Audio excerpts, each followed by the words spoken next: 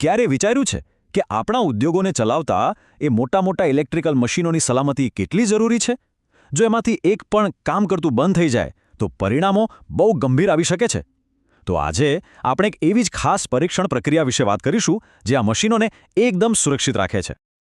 આ એક એવો સવાલ છે જેનો જવાબ લાખો કરોડોનું નુકસાન બચાવી શકે છે. જો આ મશીનોનું જે હૃદય છે ને એ છે એનું ઇન્સ્યુલેશન. જો એ જ નબળું પડી જાય તો બધું જ અટકી શકે છે. એટલે જ એન્જિનિયરો એક ખાસ સ્ટ્રેસ ટેસ્ટનો ઉપયોગ કરે છે જે આ મશીનોની ક્ષમતાની હદ ચકાસે છે. અને એ પદ્ધતિ છે હાઈ વોલ્ટેજ ટેસ્ટ. આ કોઈ સામાન્ય ચેકઅપ નથી હો. આ તો એક એવું કવચ છે જે ખાતરી કરે છે કે મશીન ગમે તેવી પરિસ્થિતિમાં સુરક્ષિત અને ભરોસાપાત્ર રહેશે. તો આ હાઈ વોલ્ટેજ ટેસ્ટ આખરે છે શું? ચાલો સાદી ભાષામાં સમજીએ. કલ્પના કરો કે આ ટેસ્ટ વીજળી માટે એક લક્ષ્મણ રેખા દોરે છે જેથી એ પોતાની હદમાં જ રહે. આ ટેસ્ટમાં ઇન્સ્યુલેશન પર જાણી જોઈને દબાણ રાખવામાં આવે છે જેથી તેની અસલી તાકાત કેટલી છે એ ખબર પડે. તો આ ટેસ્ટનો અસલી હેતુ શું છે અને એના માપદંડો શું છે જેનાથી નક્કી થાય કે બધું બરાબર છે? ચાલો એની પાછળનું વિજ્ઞાન સમજીએ.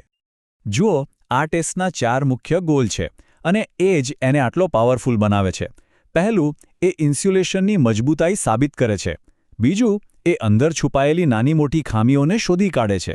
ત્રીજું, એ ખાતરી કરે છે કે મશીન ભવિષ્યમાં ક્યારેક વધારે વોલ્ટેજ આવે તો પણ ટકી શકશે. અને સૌથી અગત્યનું, એ કન્ફર્મ કરે છે કે મશીન ચાલુ કરવા માટે એકદમ સેફ છે.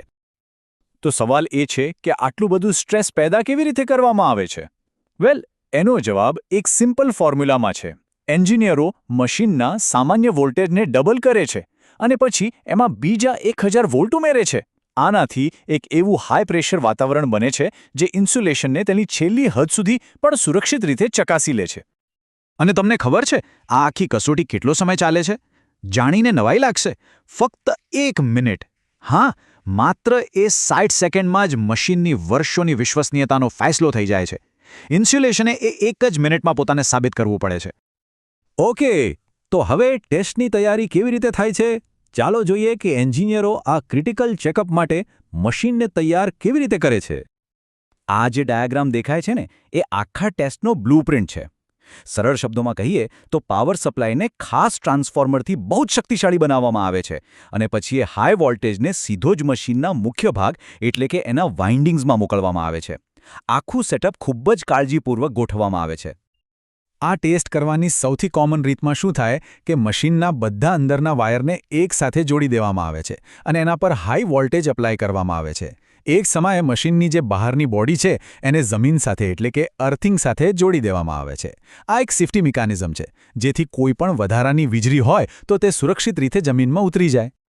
સારું, તો સેટઅપ રેડી છે. હવે એક્શનનો ટાઈમ. ચાલો જોઈએ કે આ ટેસ્ટ ખરેખર થાય છે કેવી રીતે, જ્યાં એક સ્ટેપ બહુ જ ધ્યાનથી લેવામાં આવે છે. આખી પ્રોસેસને આપણે આ 4 સિમ્પલ સ્ટેપ્સમાં સમજી શકીએ. પહેલાં કનેક્શન, પછી ધીમે ધીમે વોલ્ટેજ વધારવાનો, પછી એ જ વોલ્ટેજને બરાબર 1 મિનિટ સુધી પકડી રાખવાનો અને બધું ધ્યાનથી જોવાનું, અને છેલ્લે પાવરને સુરક્ષિત રીતે બંધ કરી દેવાનો. દરેક સ્ટેપ બહુ જ જરૂરી છે. અને હવે આપણે આખી પ્રોસેસના સૌથી અગત્યના અને છેલ્લા ભાગ પર આવીએ છીએ, રિઝલ્ટનું એનાલિસિસ. મશીન આપણને શું કહેવા માંગે છે, એના સંકેતોને કેવી રીતે સમજવા? તો પહેલો સંકેત છે ફ્લેશઓવર, એટલે કે અચાનક થતો તણખો. જો ટેસ્ટ દરમિયાન વીજળીનો સ્પાર્ક દેખાય તો એ એક વોર્નિંગ સિગ્નલ છે.